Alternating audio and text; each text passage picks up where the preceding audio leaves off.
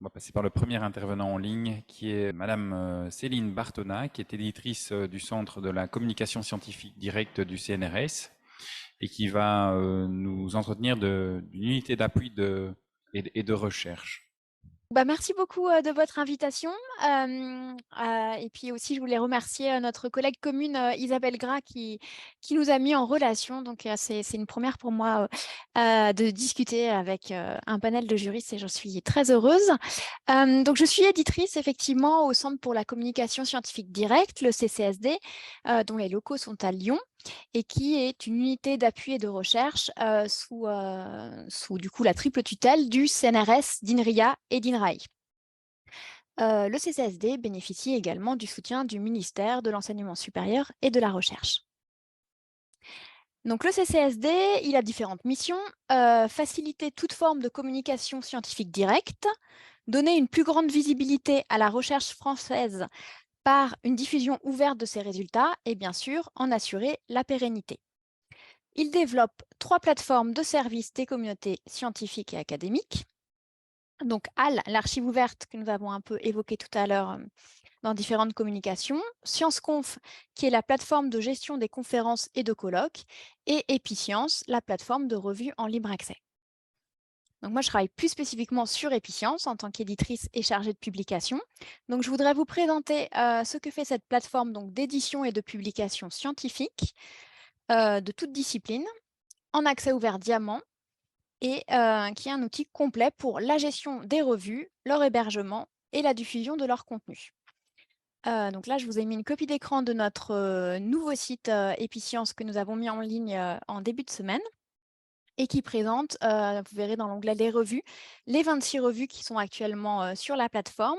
Nous n'avons pour l'instant pas de revue de droit, mais nous serions très intéressés pour en avoir. Sur ces 26 revues, il y en a 2 seulement qui ont conservé une existence papier. Et il y a une publication qui a cessé de paraître, mais l'intégralité des articles déjà parus sont toujours accessibles, bien sûr, sur le site et dans les archives ouvertes. Donc le principe d'Epiccience, donc une plateforme de publication en accès ouvert, qui a été lancée en 2013, qui est ouverte à toutes les disciplines, aussi bien les sciences humaines et sociales que les STN, donc les sciences dites dures, pour des revues qui existent déjà, qui peuvent avoir une existence en papier, qui souhaitent avoir par ce biais-là une existence en numérique ou qui sont déjà sur une plateforme numérique mais payante et qui souhaitent s'orienter vers l'accès ouvert, ou pour la création de revues scientifiques de qualité uniquement en numérique.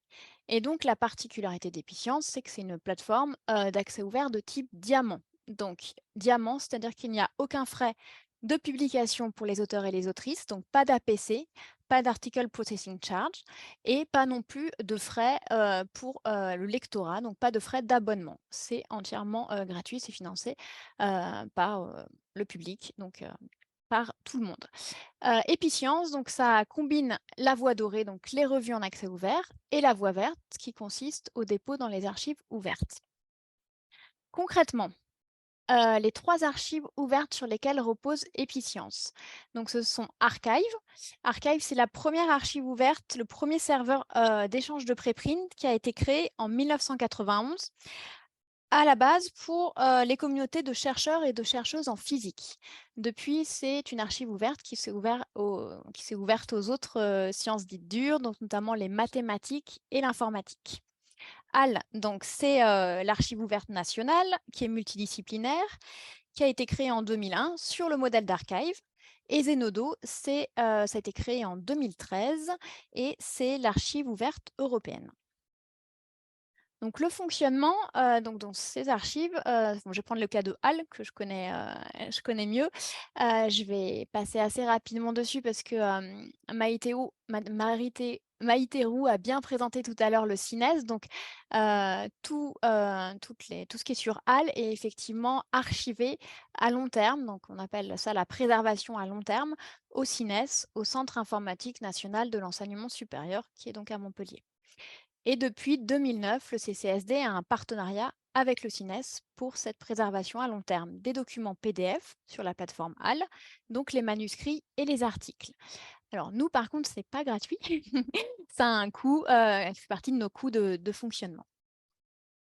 À propos du fonctionnement, j'ai fait un petit schéma pour vous expliquer le workflow et comment ça fonctionne, Epiccience. Donc, au cœur du dispositif, vous avez bien sûr, l'auteur ou l'autrice qui va, proposer un manuscrit dans une des revues qui est hébergée sur la plateforme. Dans un premier temps, l'auteur ou l'autrice va déposer, son manuscrit, son préprint dans l'une des 3 archives ouvertes, donc HAL, Archive ou Zenodo. Puis ensuite la soumettre, ce préprint, à la revue de son choix. Donc, le document en PDF, va arriver au comité éditorial de la revue qui va, voir si ça correspond avec la ligne éditoriale de la revue ou pas et si ça correspond, choisir un certain nombre de relecteurs et relectrices pour évaluer, le préprint, le manuscrit. Donc tout se passe sur la plateforme, donc les relecteurs et relectrices sont sollicités, acceptent ou non, rendent en fait un avis, renseignent une grille d'évaluation et peuvent également commenter l'article et donnent leur avis. Donc il y a 4 possibilités: accepter, sans réserve, accepter, sous réserve de modifications plus ou moins, importantes, donc avec beaucoup de modifications, avec peu de modifications et puis refuser. La deuxième version est également déposée dans la même archive ouverte, qui avait été choisie par l'auteur ou l'autrice au départ, resoumise sur la plateforme dans le site de la revue et de nouveau, révisée, par les relecteurs, les relectrices. Donc on peut avoir comme ça un cycle de plusieurs versions.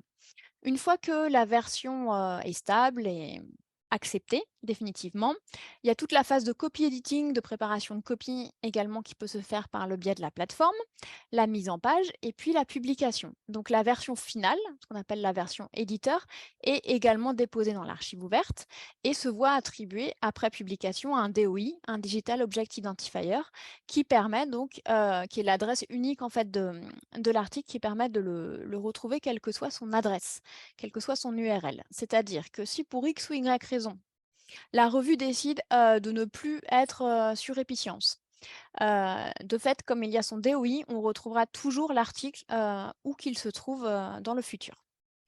Et donc nous avons, plusieurs archivages. Donc l'archivage bien sûr sur le site de la revue, dans l'archive ouverte concernée, à l'archive et Zenodo, et puis, également sur, les versions répliquées comme on en a parlé tout à l'heure du CINES.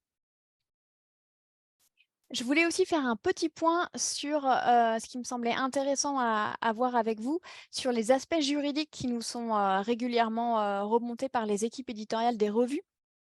Parce que bien évidemment, donc nous travaillons avec, de nombreux et nombreuses, utilisateurs, utilisatrices de la plateforme qui n'ont pas forcément, les connaissances, de la loi, hein, tout simplement, de ce qu'ils peuvent faire ou pas. Donc, nous apportons en fait, plusieurs, éléments. Nous portons ces éléments, à connaissance des équipes éditoriales des revues. Le premier élément, c'est que pour les revues qui sont généralement en création, mais même les revues qui existent déjà, elles ne sont pas forcément au fait de tous les aspects juridiques en fait, qui concernent soit la création, soit la diffusion d'une revue scientifique. Raison pour laquelle, avec un certain nombre de collègues, donc ça me permettait de vous présenter notre réseau, le réseau Médici des professionnels de l'édition scientifique publique. Nous avons créé un groupe de travail droit d'auteur avec donc des collègues, éditrices. Donc à l'origine, on avait créé ce groupe, il y a plusieurs années, ça fait presque 6 ans, je pense qu'il existe. Nous n'avions aucune connaissance en fait, donc nous nous sommes auto-formés. Nous avons travaillé avec une juriste, donc Anne-Laure Stérin qui travaille, une juriste de l'université Paris 1 qui est spécialiste du droit d'auteur dans l'édition et qui nous a bien aidés à établir ces recommandations que vous trouverez donc en accès ouvert sur HAL et qui permettent de définir, qui est directeur, directrice de la publication. Est-ce qu'il faut déposer, le titre de la revue en tant que marque pour la protéger? Pourquoi est-ce qu'il est important de faire des contrats d'édition, quand bien même, la revue est sous licence Creative Commons, etc.